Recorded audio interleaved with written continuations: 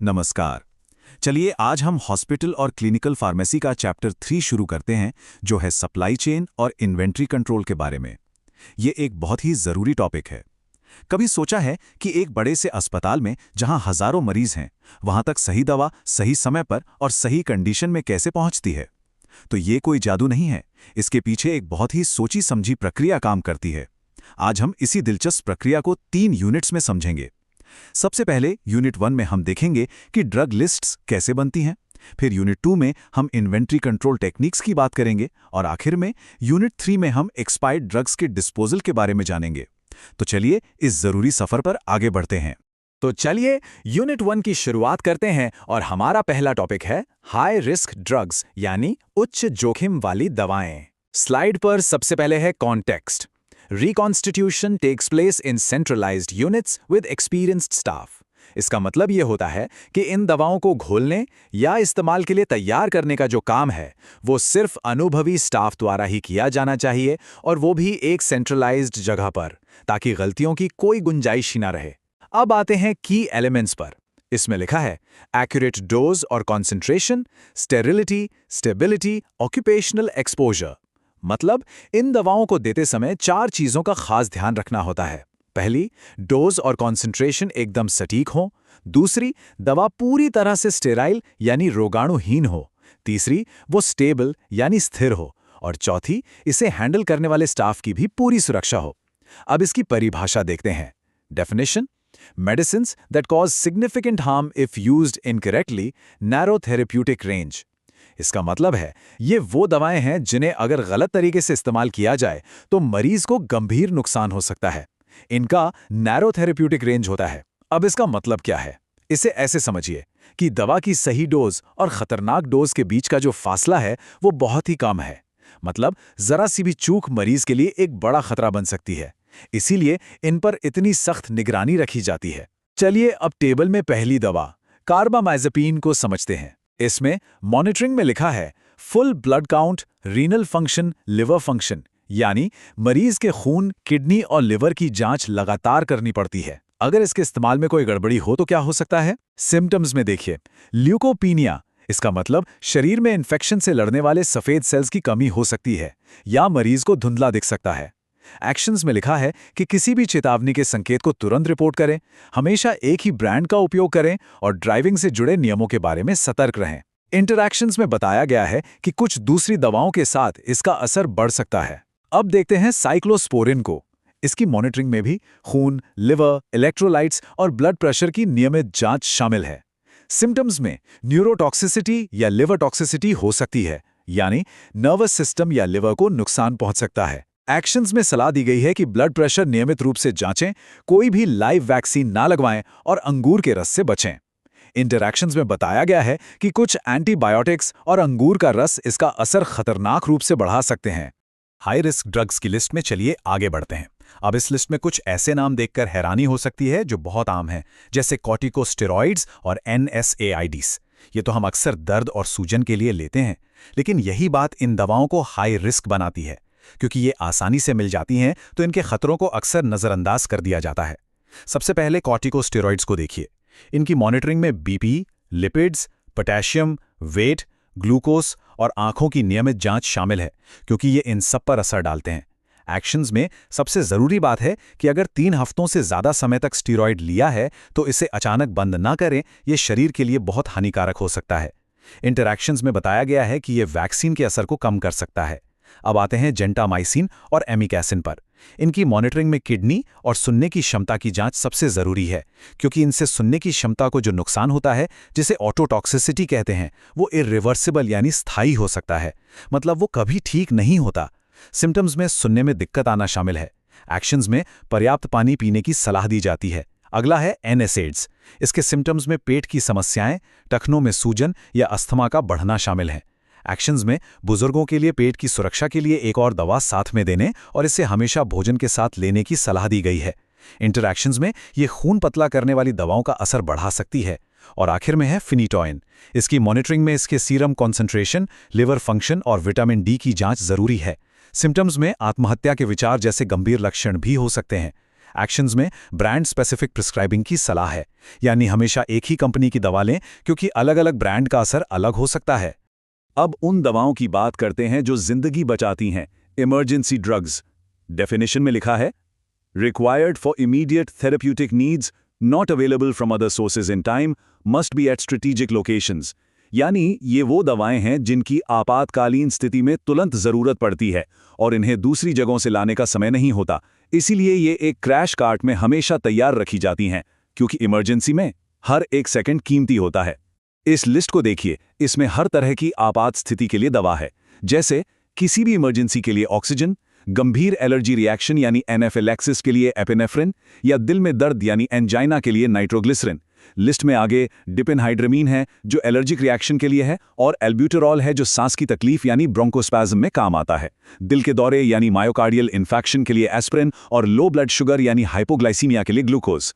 आप देख सकते हैं कि हर दवा के आगे उसका इंडिकेशन यानी उपयोग, डोज यानी मात्रा, और क्वांटिटी यानी कितनी संख्या में रखनी है, ये साफ साफ लिखा है ताकि इमरजेंसी के बीच कोई कंफ्यूजन ना हो। ये लिस्ट एक लाइफ सेविंग टूल किट की तरह है। चलिए अब शेड्यूल H1 ड्रग्स पर चलते हैं। इस शेड्यूल को बनाने का एक खास मकसद है। Purpose, check indiscriminate use of antibiotics, anti TB और हैबिट फॉर्मिंग ड्रग्स।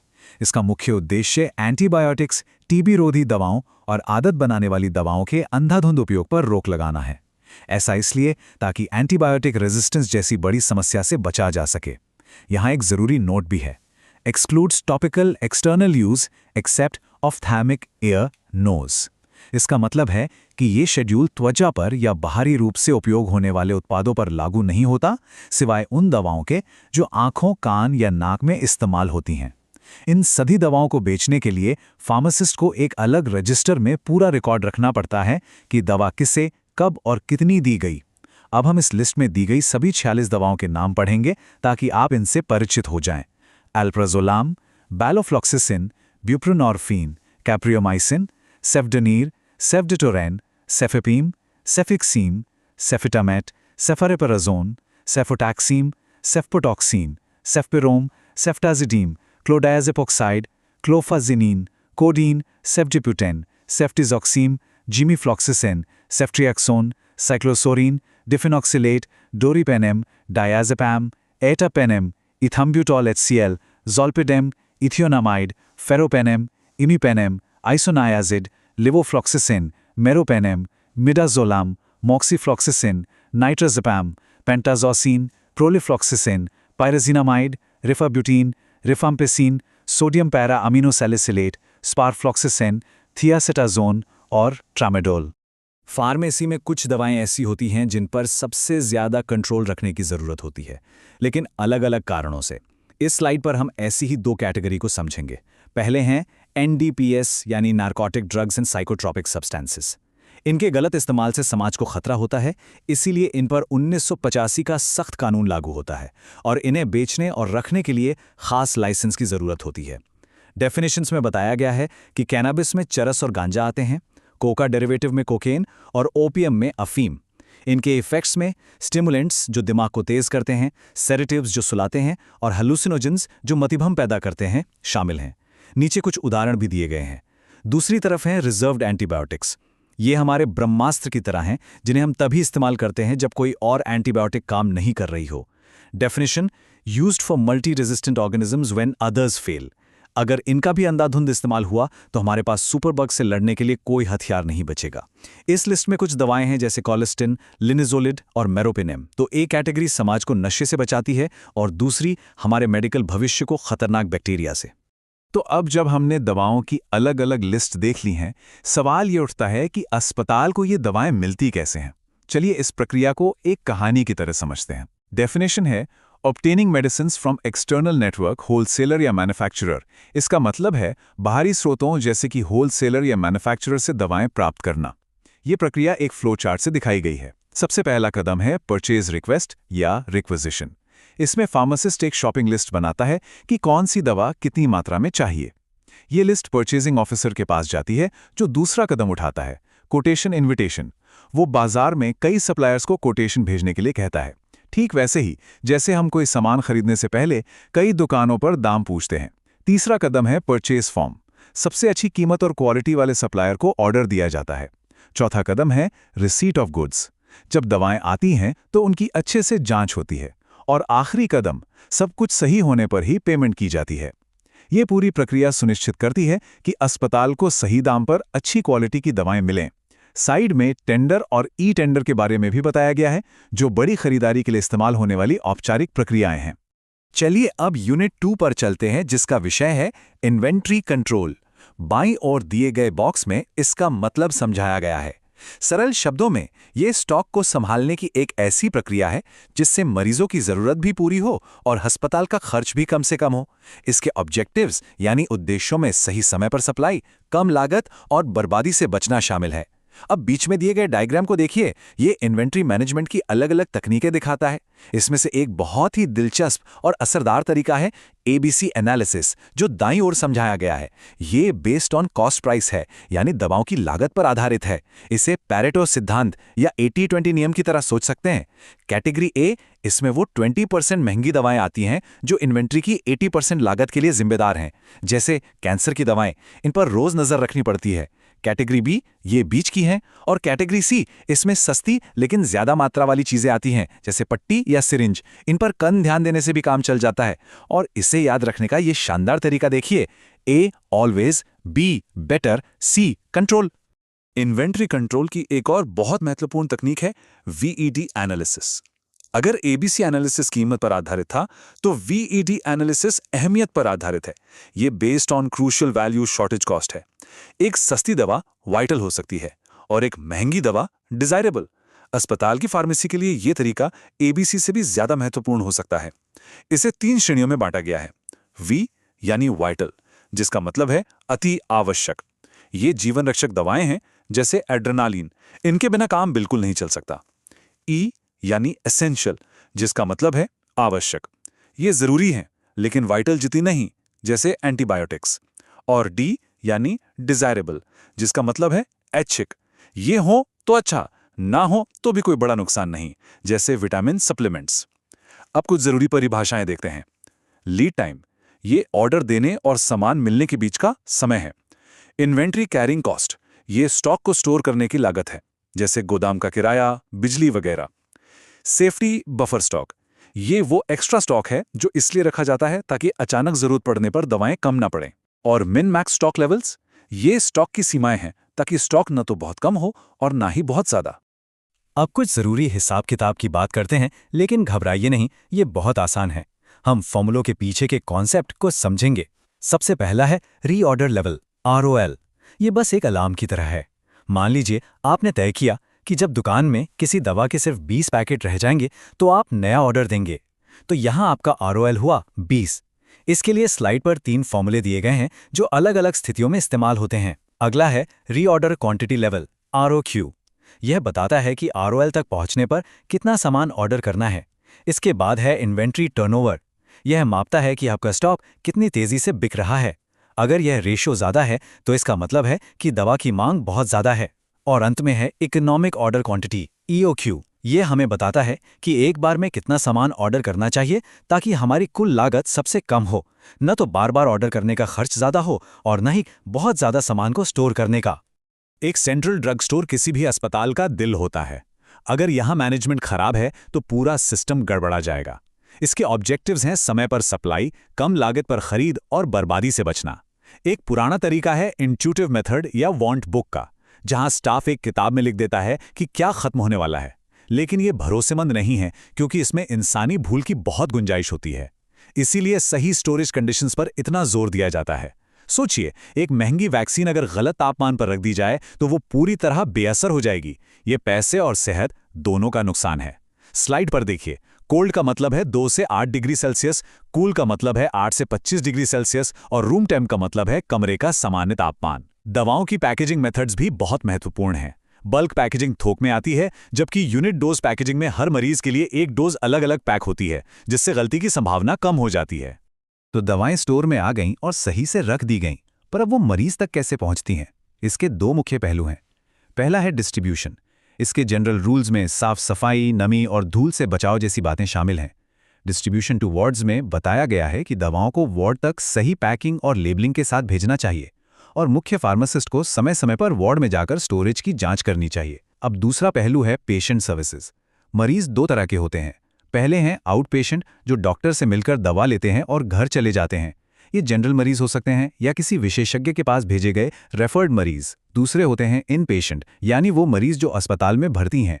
इनकी ज़रूरतें अलग होती हैं। उन्हें दवाएं सीधे उनके बेड तक पहुंचानी पड़ती हैं, जिसके लिए यूनिट डोज डिस्पेंसिंग जैसे कई सिस्टम इस्तेमाल होते हैं ताकि सही मरीज को सही समय पर सही डोज मिले। ये स्लाइड बहुत ही महत्वपूर्ण नियम सिखाती है। पहला है कोल्ड चेन। इसका मतलब है टीकों और कुछ दूसरी दवाओं के लिए उनके बनने से लेकर मरीज तक पहुंचने तक 2 से 8 डिग्री का तापमान बनाए रखना ताकि उनकी शक्ति बनी रहे। इसके लिए रेफ्रिजरेटर, कोल्ड बॉक्सेस और ILR यानी आइस लाइन रेफ्रिजरेटर जैसे उपकरण इस्तेमाल होते हैं, जो बिजली जाने पर भी तापमान बनाए रखते हैं। अब दूसरा नियम है स्टॉक रोटेशन। ये बहुत ही दिलचस्प है। इसके 2 तरीके हैं। पहला है FIFO, first in first out, यानी जो माल पहले आया वो पहले बिकेगा। ये किसी भी दुकान के लिए अच्छा है, लेकिन फार्मेसी के लिए एक इससे भी बेहतर नियम है और वो है FIFO, first expire first out. इसका मतलब है जिस दवा की एक्सपायरी डेट सबसे पास है उसे पहले निकालो, भले ही वो स्टॉक में बाद में आया हो। जैसा कि आप डायग्राम में देख सकते हैं, ये छोटा सा बदलाव दवाओं की बर्बादी को रोकने के लिए एक बहुत बड़ा कदम है और मरीज की सुरक्षा भी सुनिश्चित करता है। और अब हम अपने आखिरी यूनिट पर आ गए हैं, तो एक्सपायर हो चुकी दवाओं का क्या करें? उन्हें बस कूड़े में नहीं फेंक सकते। एक्सपायरी का मतलब है कि दवा अब उपयोग के लिए अच्छी नहीं है, और रिमूवल का मतलब है इन दवाओं को सही तरीके से हटाना। इसके कई सुरक्षित डिस्पोजल मेथड्स हैं। सबसे अच्छा है रिटर्न टू मैन्युफैक्चरर। कुछ दवाओं को लैंडफिल में सुरक्षित रूप से दबाया जाता है। वेस्ट इमोबिलाइजेशन में दवाओं को सीमेंट के साथ मिलाकर ड्रम में सील कर दिया जाता है। कुछ तरल दवाओं को बहुत सारा पानी मिलाकर सीवर में बहाया जा सकता है, और इंसिनरेशन में उन्हें बहुत ज़्यादा तापमान पर जलाकर नष्ट कर दिया जाता है। लेकिन सबसे ज़रूरी बात जो नीचे चेतावनी के रूप में दी गई है, वो है नारकोटिक्स डिस्पोजल। ये एक बहुत ही गंभीर प्रक्रिया है और इसे हमेशा फार्मासिस्ट या पुलिस की निगरानी में ही किया जाना चाहिए ताकि ये दवाएं किसी भी हाल में गलत हाथों में ना पड़ें। तो हमने देखा कि एक दवा खरीदने से लेकर उसे मरीज तक पहुंचाने और फिर बची हुई दवा को नष्ट करने तक हर कदम पर कितनी सावधानी और योजना की जरूरत होती है। इस पूरी प्रक्रिया को ट्रैक करने के लिए कई तरह के दस्तावेज इस्तेमाल होते हैं, जैसे SR यानी स्टॉक रिक्विजिशन, जिससे पता चलता है कि किस दवा की मांग की गई है। CI यानी इशू कंफर्मेशन, जिससे पुष्टि होती है कि दवा जारी कर दी गई है। और SN यानी स्टॉक रिटर्न, अगर कोई दवा वापस आती है। इन सभी दस्तावेजों से एक मजबूत वित्तीय नियंत्रण बना रहता है। तो इस पूरे अध्याय का सार ये है कि सप्लाई चेन और इन्वेंट्री मैनेजमेंट सिर्फ लॉजिस्टिक्स नहीं है, ये मरीज की सुरक्षा की पहली दीवार है। अब सवाल ये उठता है कि जब ड्रोन और AI जैसी टेक्नोलॉजी हमारे पास है, तो हम भविष्य में इस सिस्टम को कितना स्मार्ट और फूल प्रूफ बना सकते हैं ताकि दवा से जुड़ी कोई भी गलती कभी हो ही ना। इस पर जरूर सोचिएगा।